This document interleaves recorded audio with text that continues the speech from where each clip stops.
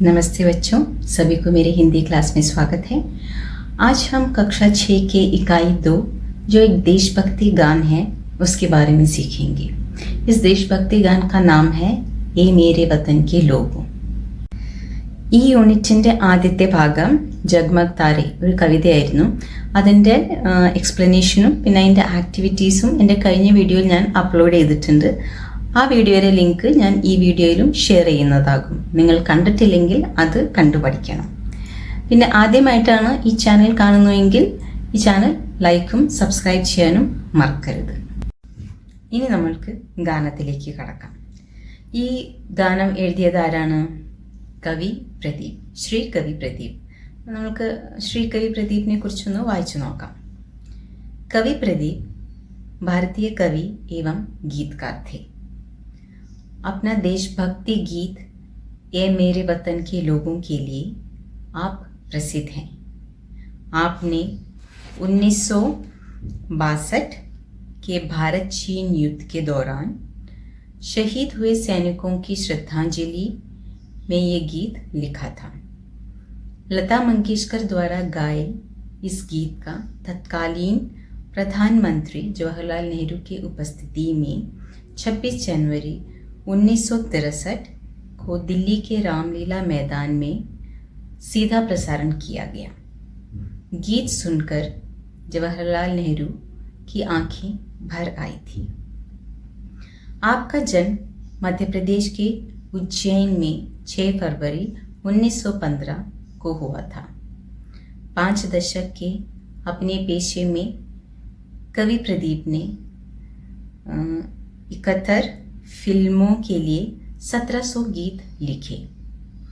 भारत सरकार ने उन्हें 1997 और 1998 में दादा साहब फाल्के पुरस्कार से सम्मानित किया.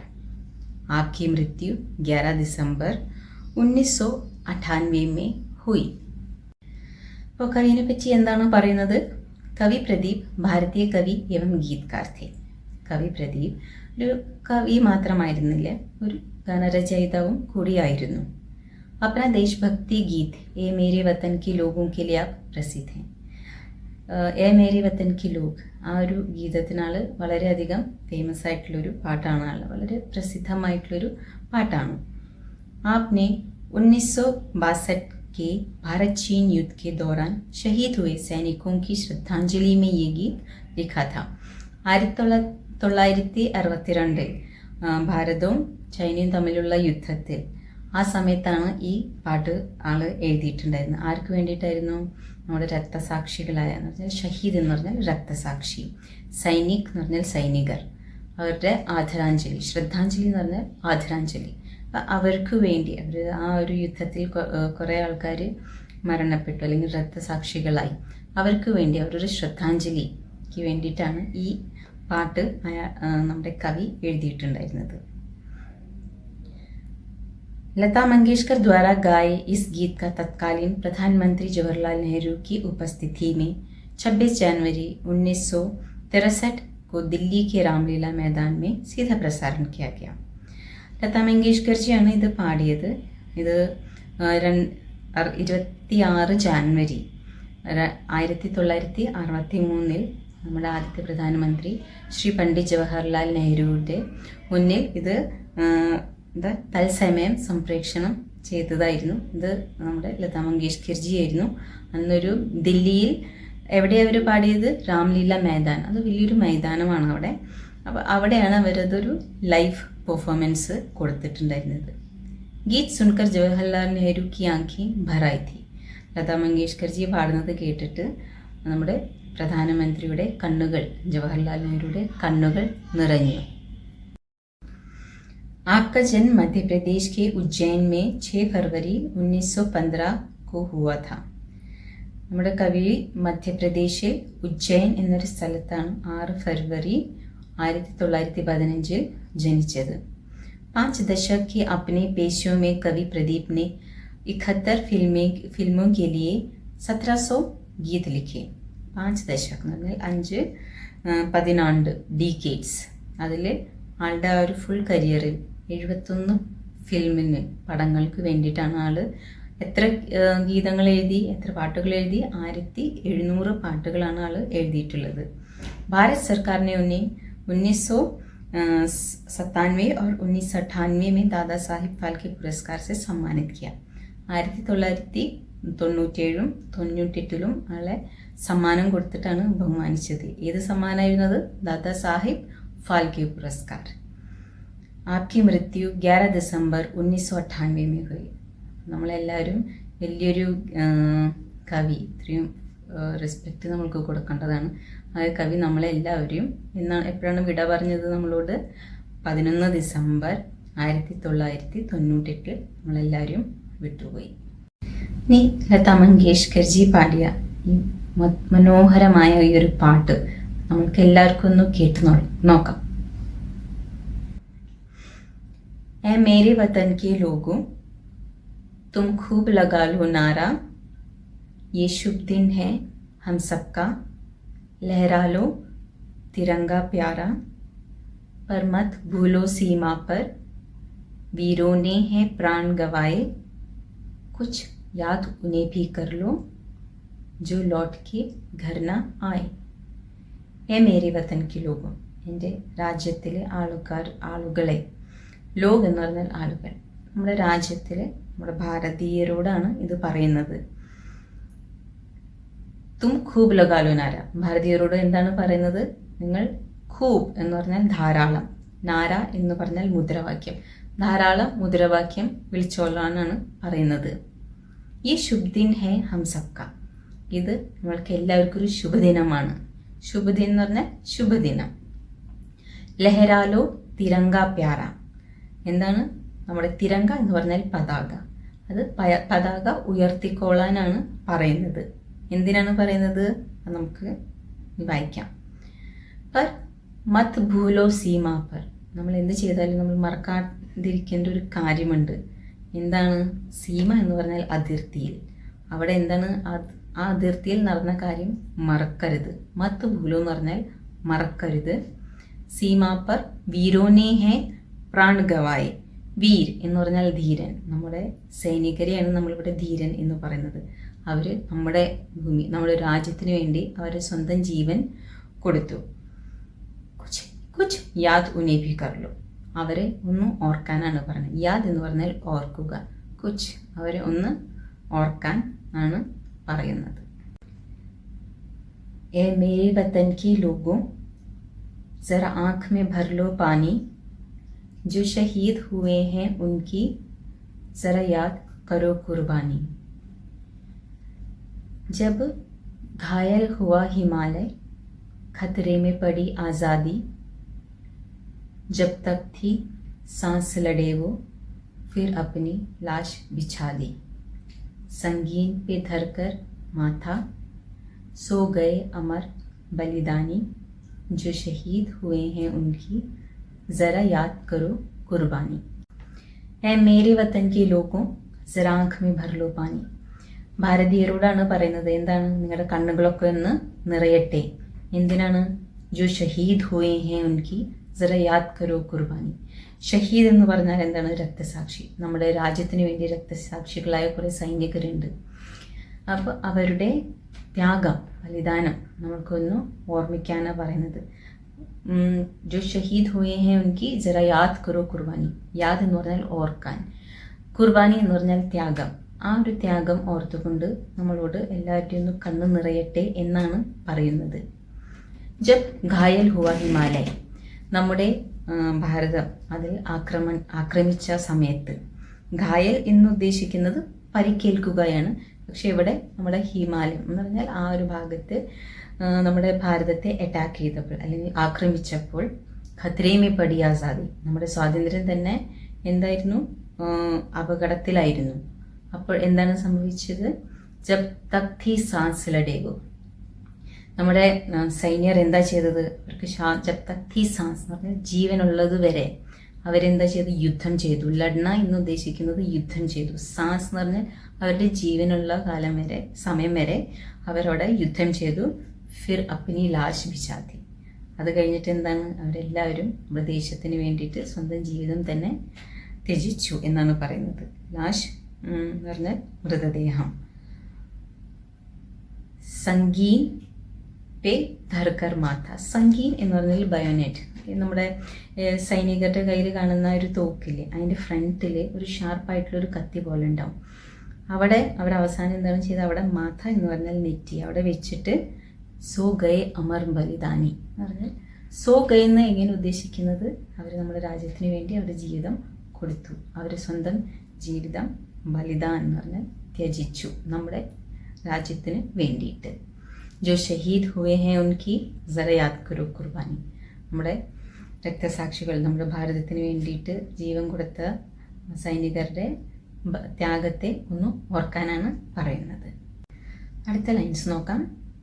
जब देश में थी दिवाली वो खेल रहे थे होली, जब हम बैठे थे घरों में वो झेल रहे थे गोली, थे धन्य जवान वो अपने, थी धन्य वो उनकी जवानी, जो शहीद हुए हैं उनकी जरा याद करो कुर्बानी.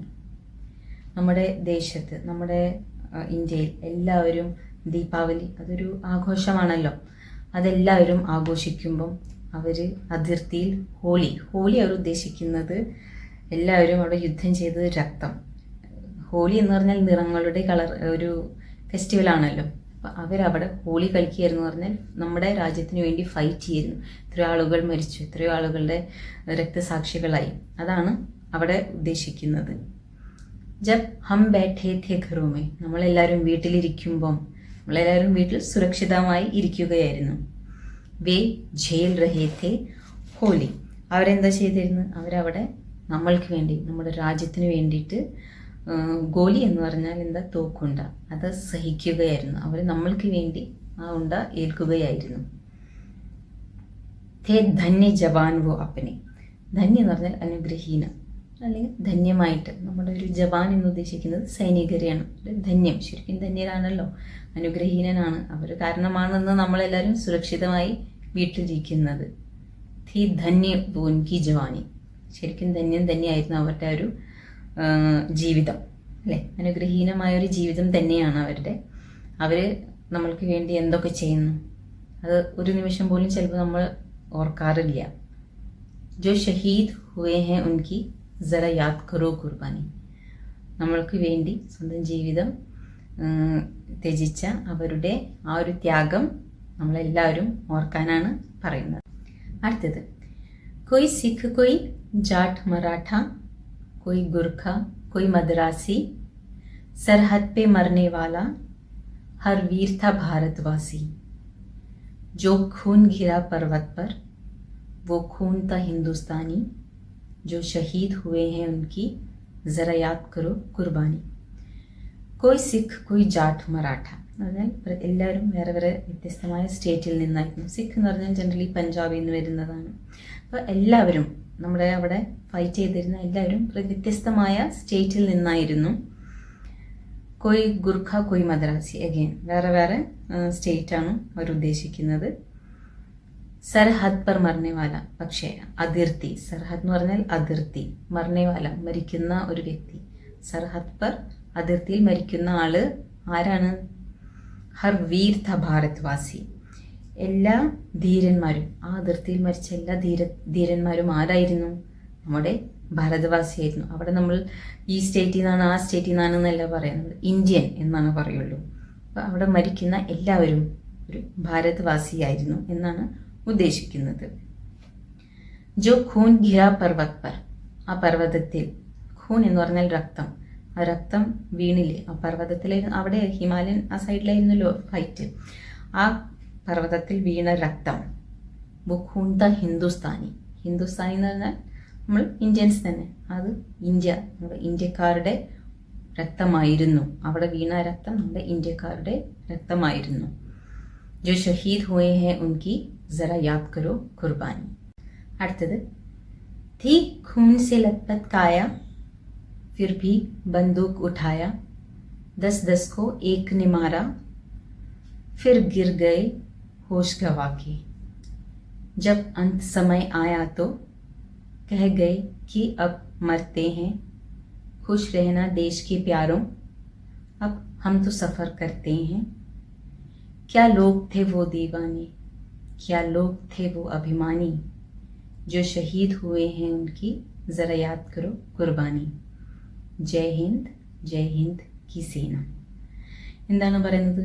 തീ ഖൂൻ സെ ലത്പത് കായ, ശരീരം ആ സകലം അവരുടെ രക്തമായിരുന്നു. കായ എന്ന് പറഞ്ഞാൽ ശരീരം, ലത്പത് എന്ന് പറഞ്ഞാൽ പൂർണ്ണ ഒരു രക്തം കൊണ്ട് ആ സകലം ആ ശരീരം, ഖൂൻ എന്ന് പറഞ്ഞാൽ നമ്മുടെ രക്തം.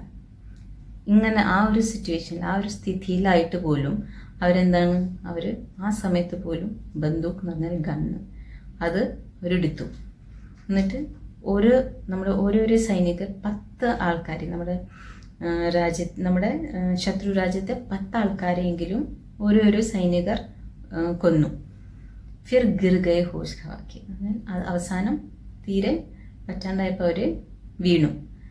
അവരുടെ അവസാനം അടുത്തു എന്ന് അറിഞ്ഞപ്പോൾ, ജബ് അന്ത് സമയം, അന്ത് എന്ന് പറഞ്ഞാൽ അവസാനം, ആ സമയം അടുത്തെത്തിയപ്പോൾ കഹ് ഗയ് അബ് മർത്തേ ഹെ, എന്താണ് അവർ പറഞ്ഞത്? ഇനി ഞങ്ങൾ വിട പറയുന്നു.